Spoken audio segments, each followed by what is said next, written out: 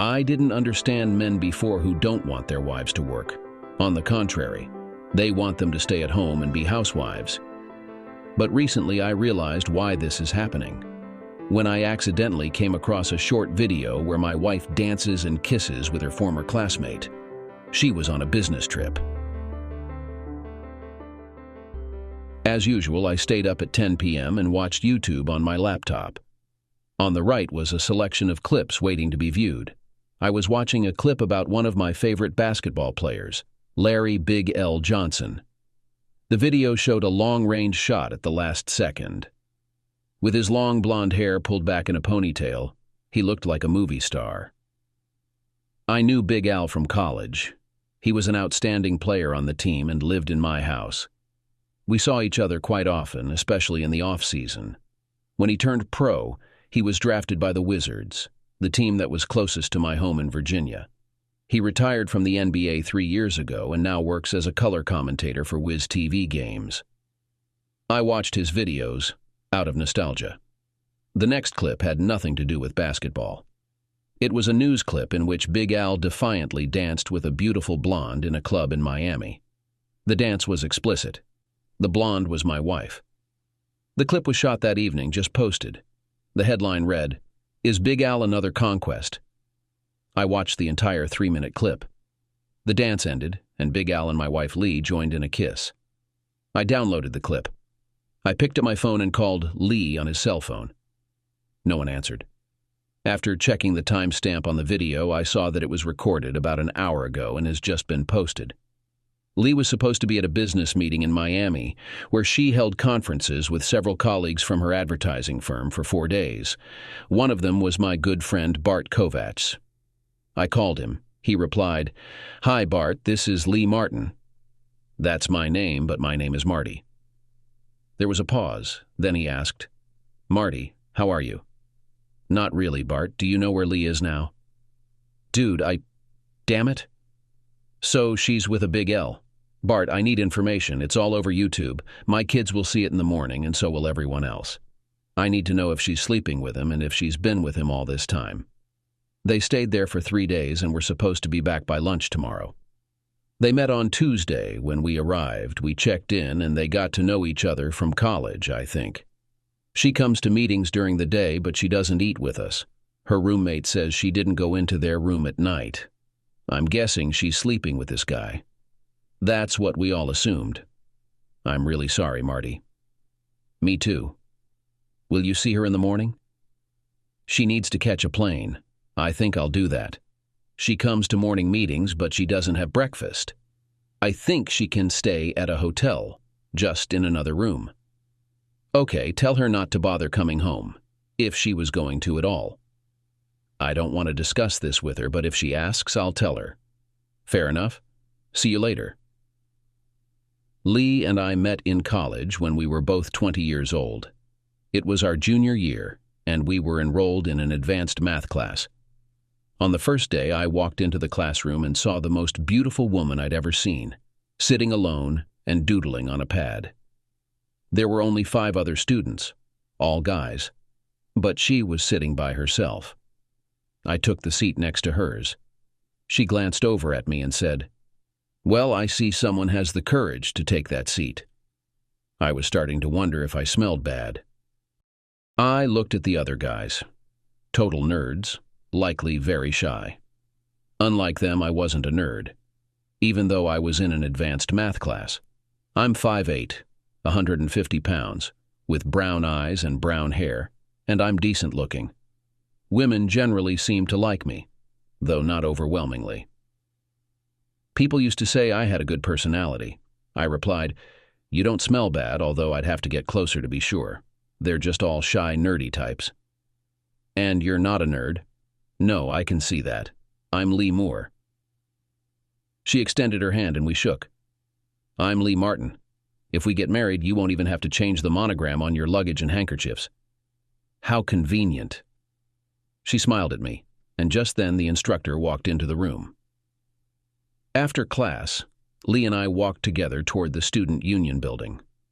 She had green eyes, blonde hair, was 5 feet 7 inches tall, had an average figure, and had a pretty face. When she smiled at me, I was instantly captivated. I said, "I bet you were surprised when none of the guys in class sat next to you. Every guy would want to be near you." "Thanks." I was surprised. Usually I have to discourage guys. You took advantage of my insecurity, and now I can't discourage you. I have another class in 20 minutes, but I'd like to take you out to dinner, Abila. Maybe tonight. Since we're in the same class, we should get to know each other. No dinner, sorry. I have a steady boyfriend, and he wouldn't like it. I had to try. Well, see you around, I hope. Me too. I like you. At least we'll see each other in class. We saw each other in class twice a week. It was a challenging class, and I had to put in a lot of effort. One day I asked her a question about a problem, and she explained it to me. After class, I asked if she found the course difficult. No, I'm good at math. How about you? I need it for my chemistry major, but it's taking up a lot of my time. Maybe you could give me some tips. Is this a come-on? I told you I have a boyfriend. No, I respect that. I just need some help. We can go over the material in the snack bar like you're my tutor. Okay. Snack bar at 4:00. Sounds good. I got to know Lee much better through our meetings in the snack bar. We hit it off and talked about many things besides math. One day, a big guy walked in and came up to our table, where our books were spread out. Lee looked up and gave him a dazzling smile. "Marty, this is my boyfriend, Rashad. Rashad, this is Marty from my math class." I stood up and we shook hands. Rashad was a medium-complexioned black man, around 6'2" and 220 pounds. He sat down next to Lee. We closed our math books, and Rashad asked why I was taking the course with Lee and all the nerds. I need an upper-level math course for my chemistry major. It also helps with my programming. The three of us began discussing why certain unrelated courses were required for some majors. It was a fascinating conversation. Rashad was a smart guy, so I asked him about his major. Phys ed. I play hockey, but I want to teach high school unless I can make some money in hockey. I could be a gym teacher. That sounds like a plan. More of a plan than I have. Chem majors do get hired. So do programmers. I'm just not sure which one to choose, you know. What about you, Lee? I want to go into business. I'm a business major. I like the idea of making some money. As the semester progressed, I saw more and more of Lee. I had an off-campus apartment and invited her and Rashad over for a meal one day. I also invited my neighbor Stephanie, a senior and quite attractive. She and I had a friends with benefits relationship. The dinner went very well. I made a fish stew, a spinach salad, and we had cookies and ice cream. The women drank wine, while Shad and I had beer. Lee and Rashad left around midnight after we played some bridge. Surprisingly, all four of us enjoyed the game. There was some real competition, even though none of us had partnered with each other before. Rashad and Stephanie formed one team, while Lee and I were the other.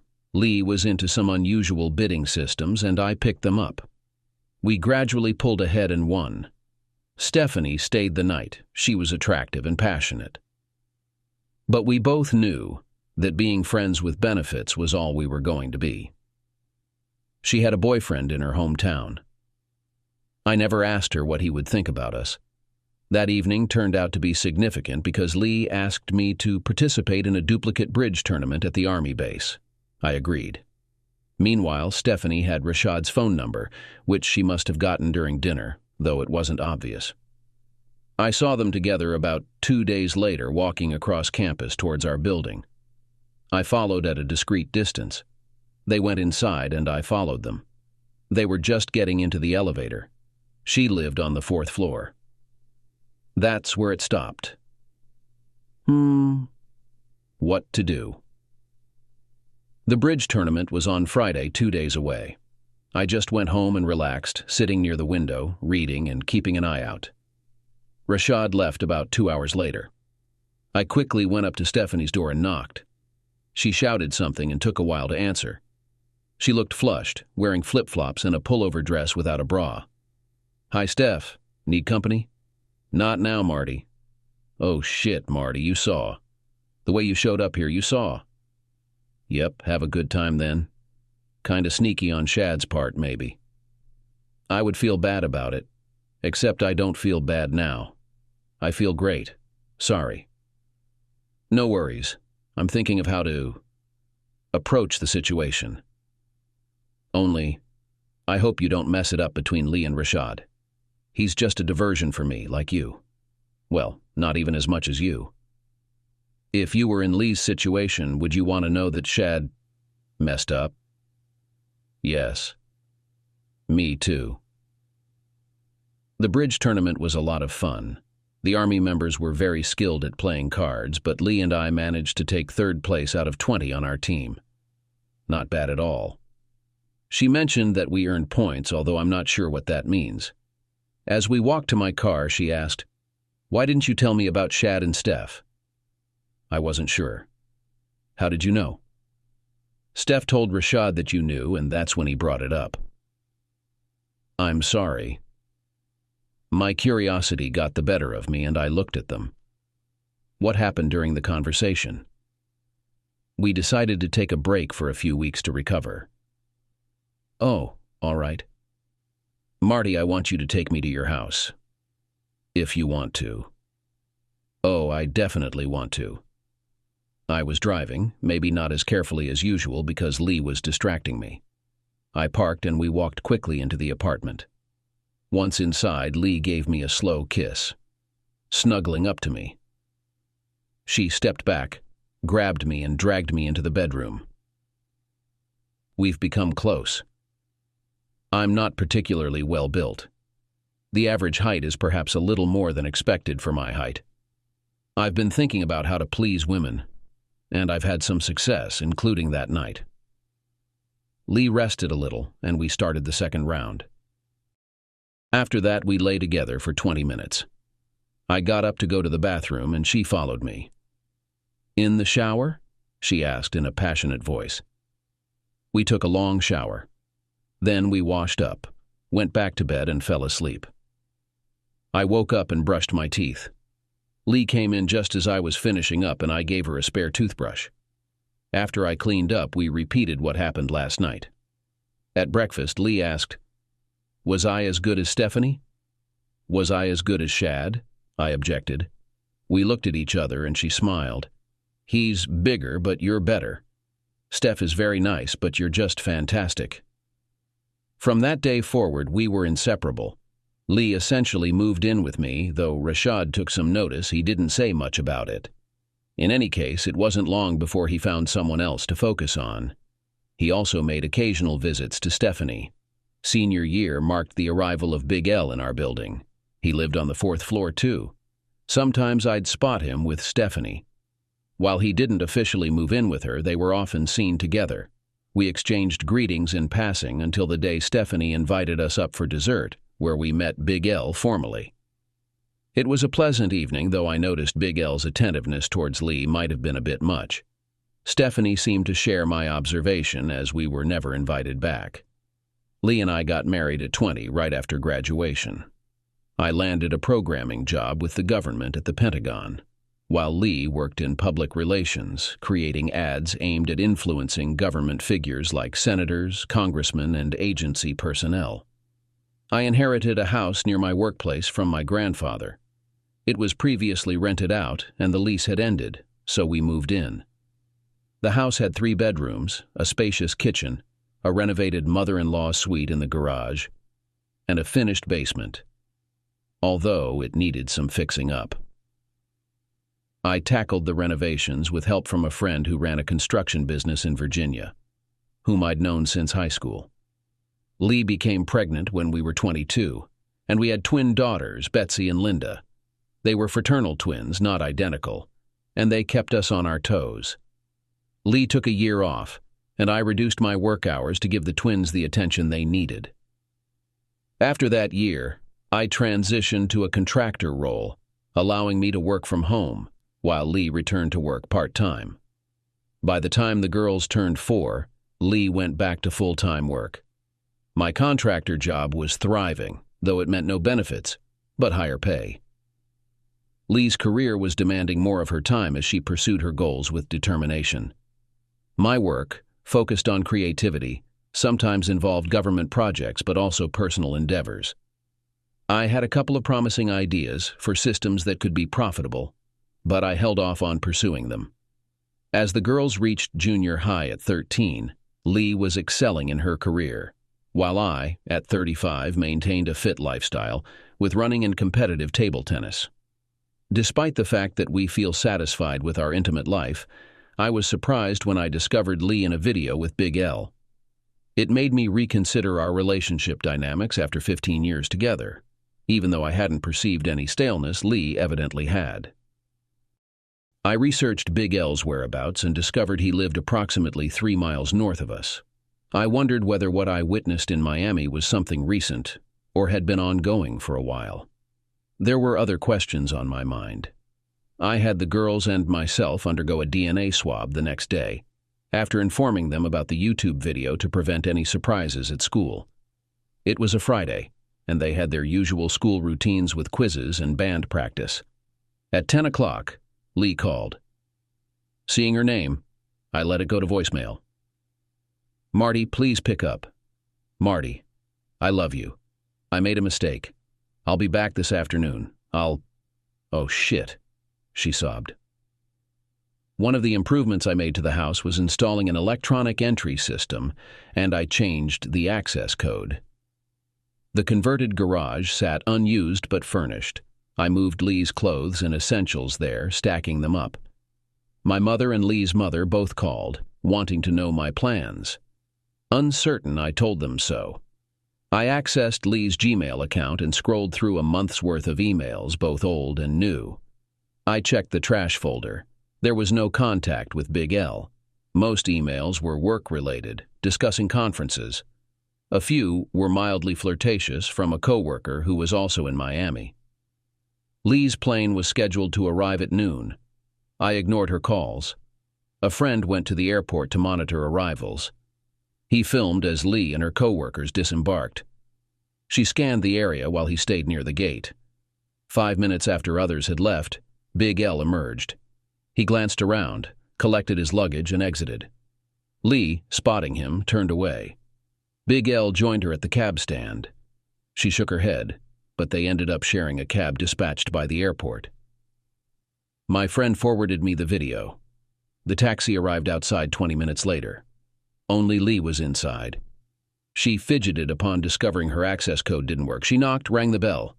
I answered the door. Tears welled up in her eyes. I'm so sorry, Marty. I just never... What a mess. You don't live here, Lee. Your belongings are in the garage until you find a place. Maybe you should go to L's house. Oh, Marty. I have nothing with him. I love you. You've publicly humiliated me, made me a joke. The girls are at school. God knows what they are going through. You are an evil woman. Get out of my sight. Her expression crumbled. She stumbled away. Sitting on a lawn chair, she wept. Our neighbor, Mrs. Cunningham, came out. They spoke briefly. Lee went to Mrs. Cunningham's house. I phoned Lee's mother. I informed her that Lee was next door, possibly needing support. Ellen, her mother, wasn't very sympathetic but agreed to come in an hour. I sat in the kitchen, sipping coffee. I tried to imagine what might come next. I had no luck the night before. I contacted a lawyer I knew and received a recommendation for a family law attorney, Joan Ellis.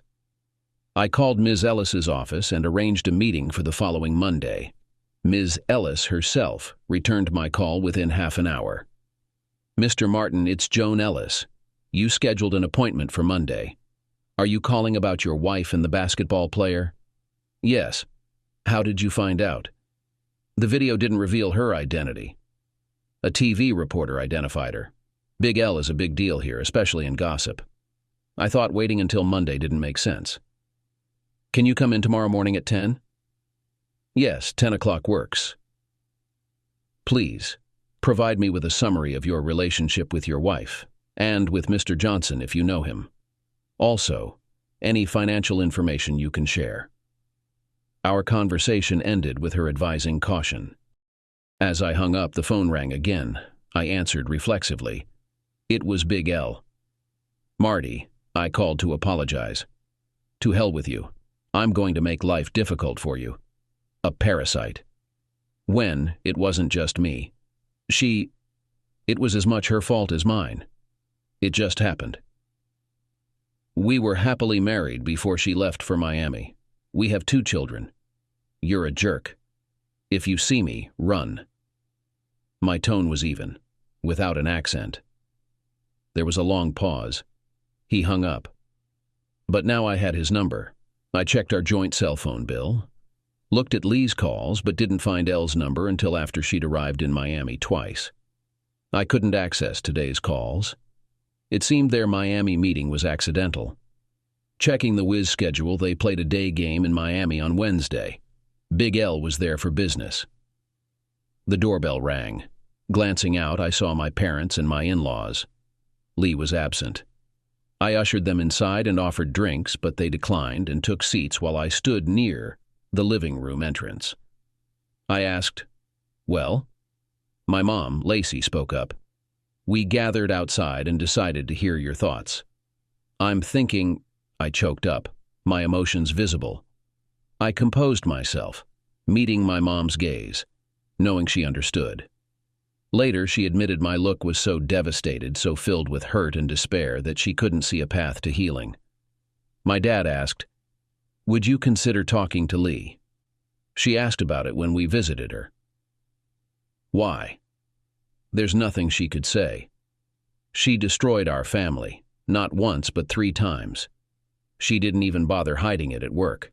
Now everyone knows. Ellen interjected, "I know she made a terrible mistake, Marty, a huge mistake. She regrets it deeply. But you have your girls and you've shared so much over the years. There's still a chance to salvage things. She's not my wife anymore. I can't think of her that way. She's just the mother of my kids." Ellen urged, "You're hurting now. Your pride is wounded. But your marriage isn't beyond repair because of this. Ellen, I respect and love you both. But what she's done, it's too much. Please don't push for reconciliation. There's no chance." She raised her hands in surrender. I continued, "You should all start thinking about what life will be like after the divorce is finalized, or once the separation is official." My mom, her eyes filled with tears, said, "Just give it a few days, Marty, just a few days. Your dad and I can take the kids for the weekend. We'll go to the lake." I agreed, and right at that moment the girls got off the bus. They ran up to the door, but found the code had been changed, so they had to knock. They were surprised to see their grandparents inside. They wanted to update me on their day at school. It hadn't been too bad. Betsy had become good friends with Sharon Davis, who asked about a video. Betsy said she hadn't seen it but knew of it. Sharon wondered if her parents were getting a divorce. Betsy didn't know. Linda didn't either. I knew. I told them we would figure it out later. They didn't seem too upset. Linda asked where her mom was. Ellen replied, "Next door. Your grandparents wanted to talk to your dad, but I think you girls should pack for the weekend because you'll be staying with us. We're taking you to the lake." They were thrilled but insisted on seeing Lee. We sent them upstairs to pack. I was against them going to see Lee, but the others thought it was necessary. I suggested Lee could meet them outside on the porch. After they packed their things, Ellen followed Lee. Their suitcases were loaded into the car. They waited on the porch with their grandparents. Lee approached Ellen. The girls didn't run to her. They waited. The window of my upstairs bedroom was open, and I could see and hear everything. Lee knelt down in front of the girls, and they hugged. "Mom," Linda asked, "what did you do? How could you cheat on Dad?" "I made a very serious mistake. I need to figure out why. But I still love you girls, and your dad very much." Betsy was not impressed. She was the tougher one of the two. "If you loved Dad, you wouldn't have done it. You recorded it all. How could you do that?" Now she was sobbing. Lee was crying. "I'm so sorry. So sorry. It was a terrible mistake." Lee hugged Linda, but Betsy pushed her away. Lee stood up and ran to her father's car. My parents took the girls away in their van, each heading in a different direction. I remained in my room, shocked and sorrowful. But soon, anger consumed me. I was boiling with rage, at Lee, at Larry. I paced, I screamed. Downstairs in the basement, I began pummeling a punching bag until my hands were red and bleeding. Every punch aimed at Larry or Lee. I resolved that they both needed to suffer, no matter what. After tending to my injured hands, I had a nightcap and eventually managed to sleep. The next morning, I went for a long, fast run. Then, I gathered my financial documents and drove to the lawyer's office. Joan Ellis, a slim woman around 45 with dark hair and eyes, greeted me in jeans and a sweatshirt. After shaking hands, she apologized for her casual attire. "No problem, you look great," I reassured her, and she smiled. Entering the conference room, I began, "Ms. Ellis, I need to understand my options regarding divorcing my wife." "I can walk you through that, but are you sure about this? Divorce is tough, especially with 2 children. Twins, right?" "Yes, 13 years old. I want custody." "Before we proceed, are you certain about ending your marriage? Has this Miami incident happened before?" "I don't think she's cheated before. I can't be certain." "If that's the case, could you forgive her?" "No," I replied firmly. "All right, let's talk about finances." We discussed who earned what and who did what for the children. Joan was glad to learn that I owned the house before our marriage, and that the children had always lived there. She also believed my role as the primary caregiver would work in my favor for custody, though she cautioned nothing was certain. My income was similar to Lee's, but less stable. Joan thought neither of us would owe alimony, with child support falling to the non-custodial parent. I wondered how quickly we could start the divorce. "Maybe a week to prepare and file the documents. But I suggest waiting longer. People can change their minds, and you might be ordered to undergo counseling." "Oh, can we avoid that? I really don't want to talk to her one-on-one." "You'll need those conversations. We'll try to keep them minimal. By the way, why are your hands bandaged?" "I got angry last night and took it out on the heavy bag without gloves." "At least you didn't visit Mr. Johnson, or your wife." "Speaking of which, can I sue him for this? He needs to pay." "You can't sue for adultery or alienation of affection in this state anymore. It used to be possible. I also checked Florida law. No luck there either." "He has to pay." My voice turned flat, unsettling Joan. "I'll see what I can do. Please, no violence. No promises, but he needs to pay. I won't rest if he gets away with this." "Mr. Martin, I want to remind you that while our conversations are confidential, if I had reason to believe you were planning a violent act, I might have to report it. Or maybe not." "You'll never have such advanced knowledge, Joan. Thanks for saying that." I entered into an agreement with her and paid a retainer. I instructed her to prepare the documents as quickly as possible. By noon, I had returned home. As I walked in, my dad Leland called. "Hey, how are you today?"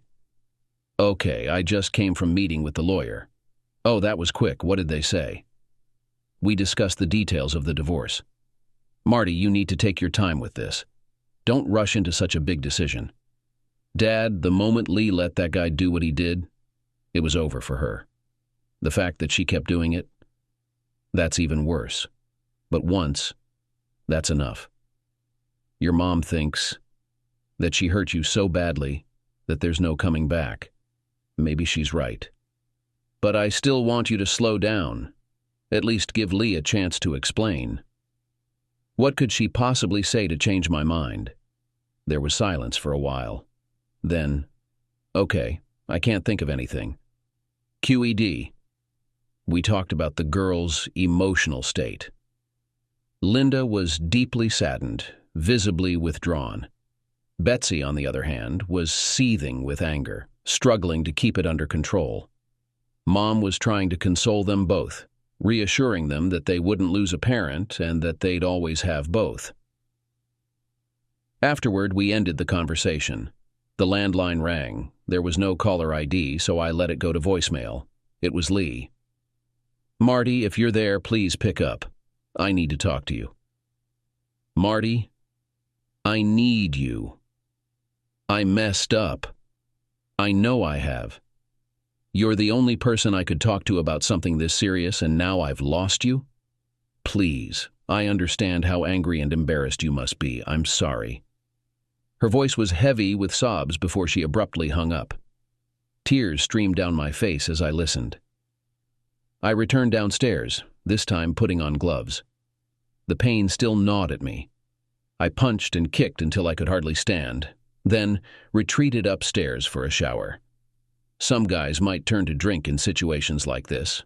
I preferred the bag or a run. My thoughts turned to Larry. One idea kept recurring: the gun I had found.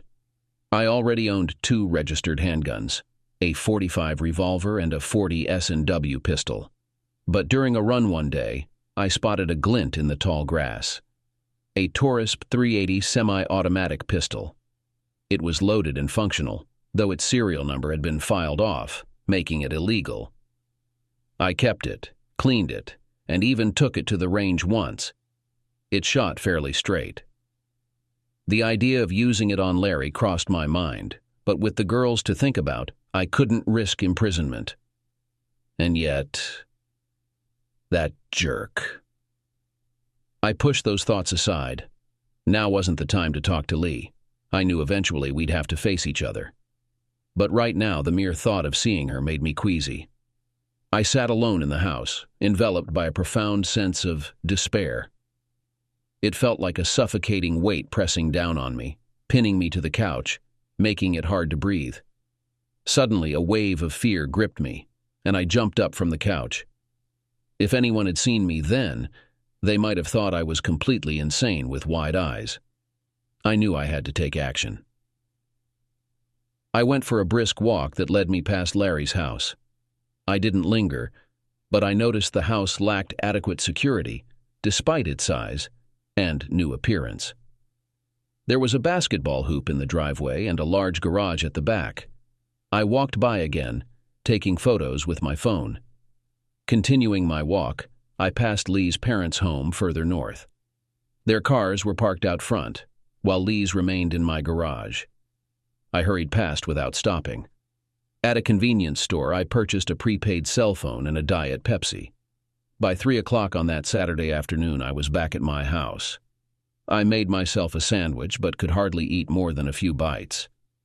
Every time I paused, the anguish returned. I retrieved my .380 pistol and drove to the countryside, where a friend had an outdoor shooting range on acres of land. No one was there as his family was away in Florida. I spent the afternoon shooting 2 boxes of ammo with the functional but somewhat heavy gun. On the way home, I bought 2 neoprene hip bands at the pharmacy. Back at home, I fashioned a body wrap to secure the .380 pistol at the small of my back.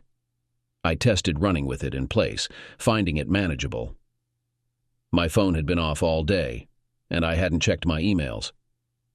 When I finally turned it on, there were 11 voicemails, around 20 text messages from family, friends, and coworkers, and numerous emails. The voicemails were from Lee, Ellen, and my mom, all saying they needed to talk to me. The texts were similar, including some from my dad and 2 from Lee's father, Milt, with the latter's messages standing out. The first was an apology for Lee's actions and his own role in her upbringing. The second asked if I'd be willing to talk to him privately. I called him back, but got his voicemail. He returned my call in 3 minutes. "Marty, I needed some air. What's going on?" "I saw your messages, Milt. Can we meet somewhere?" "How about Raymond Park, near the basketball court?" "Sure, in 30 minutes." "Sounds good." I dressed in jeans and slipped the 380 into my pocket just in case I ran into Larry, who lived about half a mile from the park. I drove around for 10 minutes, cruising past Larry's house. I arrived at the park early, and so did Milt. It wasn't a large park, and there weren't many people. We greeted each other and sat on a bench away from the courts.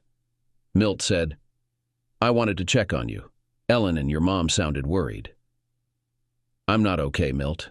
I feel worse than I ever have." "Well, I remember when my mom passed. It took me a year to start feeling normal again. Just take it one day at a time." "Easy for you to say. It's damn hard to do, and it's only been a day." "If it helps, Lee is barely functioning. She hasn't eaten since she got to our place. And she's hardly said a word. We're thinking of getting her help." "You actually look better than she does. Maybe it's the guilt she's carrying that's hitting her hard." "I'm sorry to hear that, Milt. The twins will need her. They need a mom." "I don't understand why she's so devastated. She knew what she was doing, and she knew I'd find out sooner or later. Some of her colleagues are my friends. They would have spilled it, even without YouTube." "I don't think she was thinking straight. Maybe she was in an unfamiliar situation, away from family, with a famous guy pursuing her. She gave in to feelings she would normally suppress. That's my guess." "You're being reasonable, Milt. But I think she's had a thing for Larry since school. She thought she could have it all." "What are you going to do?" "I'm probably going to divorce her. Right now I can't even think about her without anger and resentment. I hope this doesn't make me physically sick. I know everyone else says to wait before deciding. But honestly, I don't see how you could rebuild a family life with her. Yeah, it's a lost cause. I'll wait a bit, but not long. You should prepare her, if she's really as bad as you say." "I'll try." We separated. As I walked back to my car parked nearby on the street, Larry dribbled a basketball up the intersecting road towards the court. Spotting him, I instinctively reached for my pistol. Milt, however, saw Larry too. He was driving towards him and blared the horn. Startled, Larry lost control of the ball on the street, and in his haste to retrieve it, he foolishly leapt after it without looking. It wasn't Milt's vehicle that struck him. A car coming from the opposite direction, possibly speeding a bit, was obstructed by Milt's car. The SUV collided with Larry before the driver could even hit the brakes. Larry was propelled across the hood and through the windshield, into the air, and then crashed down onto the pavement. Milt continued driving. I rushed over to Larry. Miraculously, he was still conscious. I gazed at him as he struggled. The SUV driver hurried over, yelling that he had called 911. Fortunately, we were close to the hospital, only about 4 blocks away. Larry recognized me and tried to speak, but no words came out. Help arrived swiftly. Paramedics were on the scene within minutes. They fought hard, but it was in vain. Big L slipped away. I felt a profound sense of loss. Soon, the police arrived. I was nervous, despite having a concealed carry permit, knowing my gun wasn't legal. However, after giving my statement and personal details, there were no repercussions. The SUV driver, visibly shaken and older in age, was distraught. I assured him and the police that the accident wasn't his fault. Larry had just chased after a loose ball at the worst moment.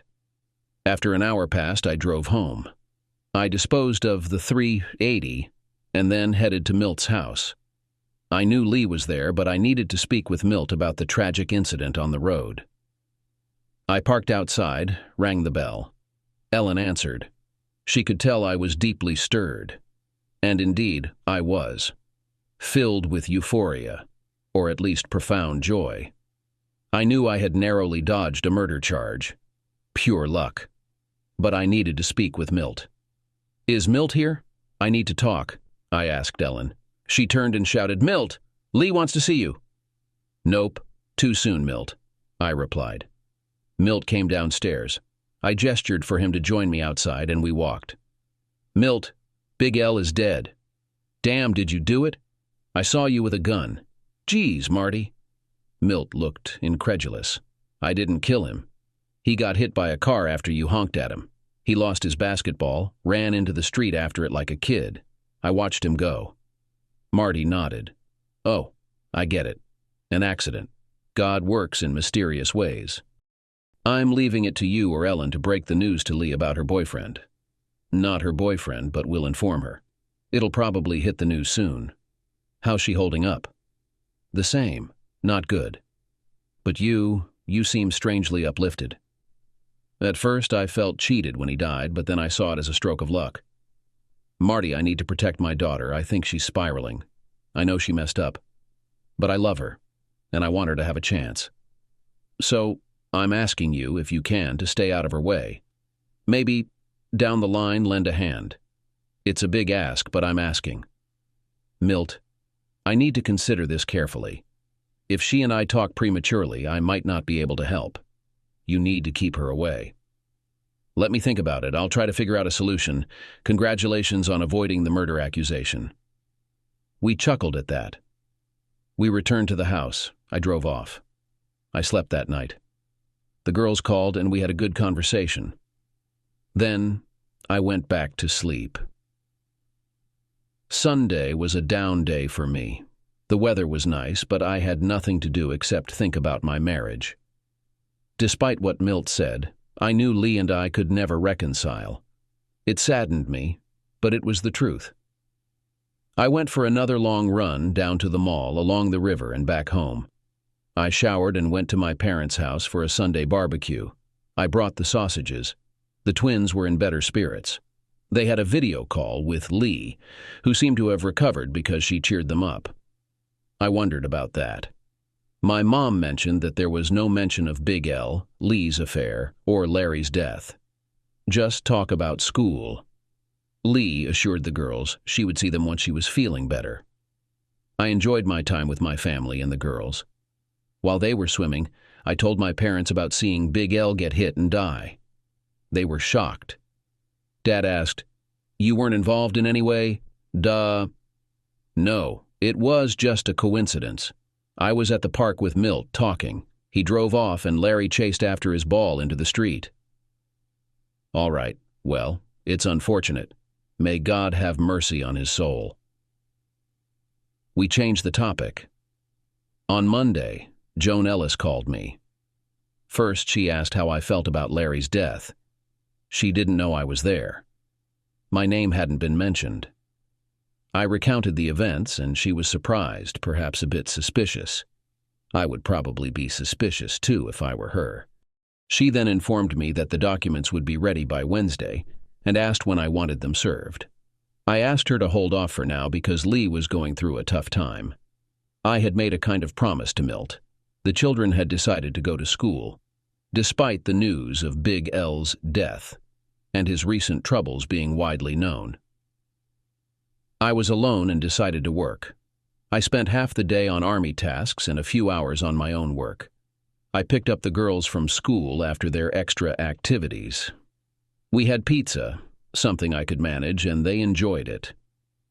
We had a good evening, but at bedtime they both asked if their mom would come back. I answered honestly. I don't think things will go back to how they were. I can't predict the future, but it will be different. But both of us will always love you too. On Tuesday, Milt called. Ellen was also on the call.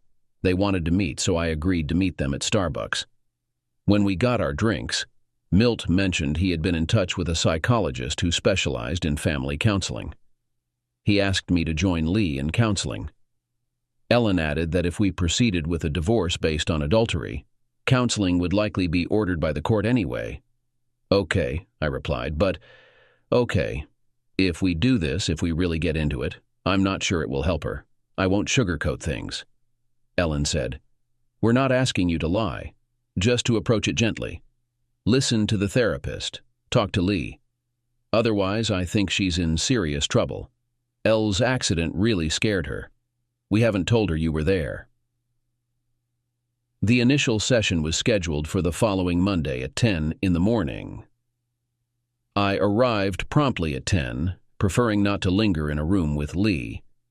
Our counselor was Sylvia Price, a psychologist and certified family counselor in her 50s, slightly plump but genial.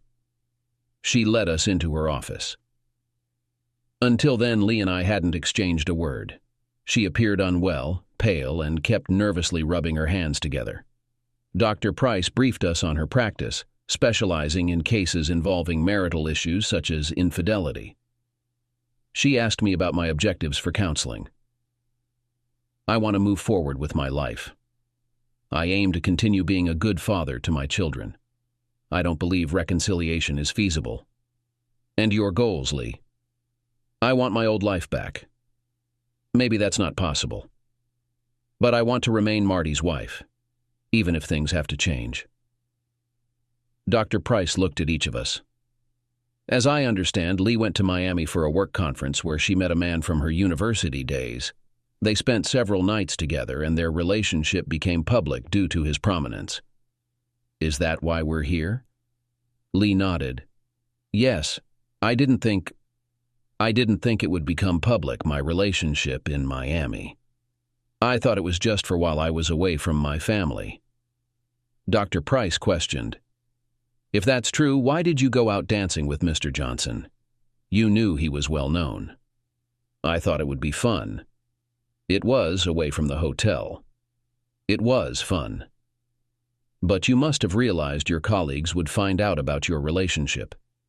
Surely you knew Marty would find out eventually, perhaps not as soon as he did. But let's put that aside for now. Okay? Marty, can you explain why you're so certain the marriage is over? I looked directly at Lee. Because Lee was the only person in this world that I loved and trusted the most. So when I saw that she was ready to betray me so easily and openly, I was devastated. My grandparents died in a car accident. I felt bad for a long time and it hurt. But this is not what it is now. Nothing. I would never, ever put myself in a position to be crushed like that. If Lee could do this to me, anyone could. I will never be able to give her or anyone else that power again. Lee was openly crying when I said that. I wanted to say bluntly that I would never trust her. How do you feel seeing her like this? Just sad, and also very angry. It was so blatantly cruel to me. And in relation to her children too. Even if it was done foolishly, with no intention of causing pain, it was so bad. And for what? 3 nights with some guy you dreamed about at school? I looked right at her when I asked about it. Lee sobbed. No, I do not know why I did it. Dr. Price said, calm down, Lee. Is it true that you had feelings for Mr. Johnson when you were in school? Yeah. He was a big, handsome, and famous guy. That's when he approached me. But I was with Marty and I said no. I asked, then why did you say yes in Miami? In the months leading up to this, I felt a little tired. We've all been so busy. I was glad to spend a few days in Miami. I thought it would help me regain my strength. But as soon as I got there, I saw Larry. He hugged me tightly, and I realized that I would not have pushed him away. It all happened so fast. I can't understand it. I said, we had a great intimacy the night before you left, right? Or were you pretending? No, it was for real. I still had goosebumps during the flight. Shit, I'm in such a mess. Lee's tears also caused my own, as well as the renewed anger. I couldn't hold back anymore. I got up and went out into the waiting room, ready to pour them out on some furniture until Dr. Price showed up. Why don't you retire to the men's room? He suggested. I'll talk to Lee alone first, and then we can discuss everything. I followed his advice. They spent about 15 minutes together. When Lee came out, her tears stopped. I'm sorry, Marty, she said softly before leaving. Dr. Price turned to me. Marty, how do you feel about Mr. Johnson's death? I was there when it happened. I saw him go to the next world. I felt strangely satisfied that he was gone. It's terrible, but that's how I feel. And now? It looks like maybe not so much. This man ruined my whole life because of an affair. I felt like I had been robbed of the chance to sort things out on my own. Why does Lee's affair with Larry mean that your whole life is ruined? I had a family. Not anymore. My trust has been undermined. Betrayal of Lee. I don't think I'll ever recover. I can't imagine being able to trust anyone again. It's only been a few days. Have you thought about what Lee and Larry's relationship was like? Yeah. I saw on YouTube how they were overcome with passion for each other. And how did you feel about it? You have been betrayed. It was the greatest betrayal. No matter what happened, she would always have memories of him. If we had stayed together, I would always have wondered if she thought about him when we were together. I want to erase this memory from her memory. It's the least I can do. This is a difficult position. You loved her very much. The past tense. I really loved her very much. That's why it hurt so much. She was tearing me apart. That was the end of our conversation. She asked me to think about how we would live if we broke up. My task was to outline the details about Miami and explain why I felt vulnerable. Additionally, I am detailing a potential reconciliation plan with Marty. Prior to the Miami trip, I had been feeling lost, devoid of joy in activities I once cherished. Work had become monotonous, and family life followed suit. This had been my state for several months, a lingering sense of stagnation. I eagerly anticipated the Miami trip. At work, Brady Bean had been showing interest since he joined the office. Despite my efforts to brush him off over months, treating his advances as a joke, he persisted undeterred. While not exactly an Adonis, he was decent-looking and had a cheerful demeanor. His persistence, rather than irking me, was somewhat flattering. As our Miami trip approached, he began hinting at a chance for us to be together without consequences. I made it clear I wasn't interested, yet I knew he would persist. His attention was flattering, and I briefly considered his proposal, though I had no intention of risking it, even if he were incredibly attractive. Then Larry appeared at our hotel. He was undeniably attractive. He greeted me warmly, and immediately I was captivated. I sensed he could easily seduce me during our time in Miami if he chose to. He seemed to know it too, as he wasted no time. Leading me aside, he asked if Marty was accompanying me. When I said no, he informed me he had a room in the hotel until Friday, and straightforwardly expressed his desire for me, convinced I felt the same. I agreed to have dinner with him. I can't fully explain why I was so vulnerable. The night before, Marty and I had an amazing intimacy, which I was still thrilled about. Then Larry showed up. We were far from home. It was like a gift of fate. I didn't think about Marty's feelings or the consequences of cheating. At least I don't remember thinking about them. Although maybe I thought so. If I had met Larry in Virginia, I might have turned him down, but I convinced myself that I was in another world for these few days. At dinner, Larry and I both knew we were going straight to his room. We skipped dessert. As soon as the door closed, he kissed me, and the situation quickly escalated. We went straight to his bed. It happened several times, and soon after that, I immediately fell asleep. He woke me up. He kissed me. And it happened again. The next morning passed in a similar way. I missed breakfast with the team and barely made it to the meeting. I felt satisfied and was sure that everyone had noticed it. They looked at me askance, but there were no direct comments. I briefly thought about what one of them might have told Marty, but I dismissed the idea. They didn't know anything, they just guessed. My meeting with Larry was the most intense experience of my life. Perhaps it was the feeling that I was away from home, free from family responsibilities. Moreover, he seemed to want me as much as I wanted him. Although he could have had any woman he wanted, he chose me. After our meetings, I called him. We went straight to his room, were close for a couple of hours, then ordered room service. And then we got down to business again. The next morning, the same curious stares. I was a little uneasy. However, I met Larry in his room at 5 Waways, and we stayed in bed until 8 Huo. We ordered room service, And then he told me to dress up nicely because we were going to a dance. That's exactly what we did. That's how I got on YouTube. I recently watched our video on YouTube. I knew Marty had seen him that evening. I realized that he must have witnessed his beloved wife cheating on him. After our dance, we returned to the hotel and went back to our usual business. I had an early flight the next morning. When I woke up, Larry and I were close again. Then we took a shower and got dressed. I had breakfast in his room before returning to mine to pack my things. My roommate Cindy informed me that a provocative video of me dancing appeared on YouTube. I was consumed by a fear that almost knocked me over. I knew I was in trouble. While boarding the bus to the airport, I spotted Bart Kovacs, Marty's close friend. I asked him if Marty had called. I hadn't received any calls from Marty while I was away. I hadn't checked my phone, and each night he left a voicemail. Bart informed me that Marty had seen the YouTube video of the dance and knew I had spent every night with Larry. I felt numb. The flight back was terrible. No one would speak to me.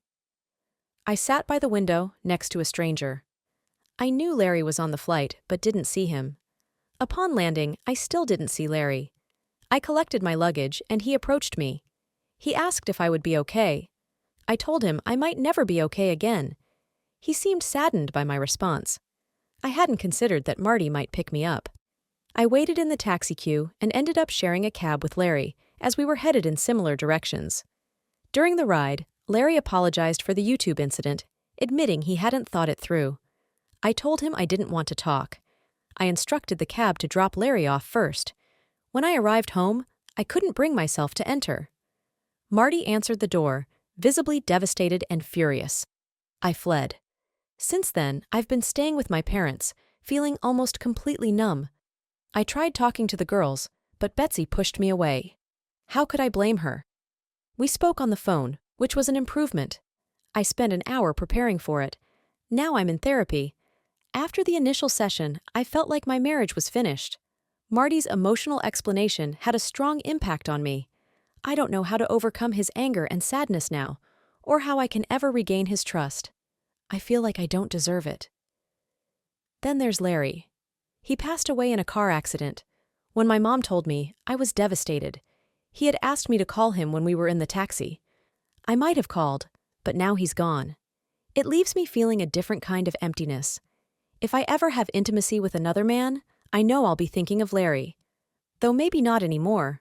I can't shake the feeling that if I had resisted him, he might still be alive.